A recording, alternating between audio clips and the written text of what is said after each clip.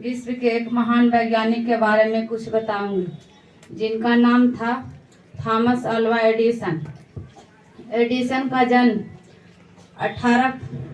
11 फरवरी 1847 को अमेरिका में हुआ था। उनके माता एक अध्यापिका थी और पिता सेना में कप्तान थे। एडिसन को बचपन से ही पढ़ाई लिखाई में मन नहीं लगता था, लेकिन वे बहुत परिश्रमी थे। वे हमेशा गुमसुम बैठे रहते थे, खाली शीशियों को उलटते पुलटते रहते थे।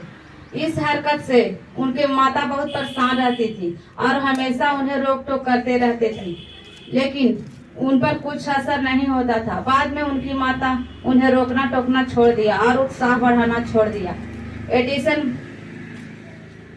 माँ के जिद पर स्कूल तो जाते थे, लेकिन वहाँ भी पढ़ने में उनको मन नहीं लगता था। अंत में वे 12 वर्ष की उम्र में स्कूल जाना छोड़ दिया और रेलगाड़ी में अखबार बेचने का काम शुरू किया। इससे उन्हें जो कुछ भी पैसा मिलता वे अपने विज्ञान के प्रयोगों में खर्च करते थे। रेलगाड़ी में वे साग सब्जी भी बेचते थे। रेलगाड़ी के एक डिब्बे में ही उन्होंने अपना एक प्रयोगशाला बना लिया था। एक दिन वे प्रयोग कर रहे थे तो फास्फोरस गिर जाने से रेलगाड़ी के डिब्बे में आग लग गई, जिससे गाड़ी के गार्ड ने गुस्सा होकर उनको एक थप्पड़ जड़ दिया और वे थप्पड़ उनके कान पर भी जड़े थे, इसलिए उन्हें ऊंचा सुनाई देने लगा।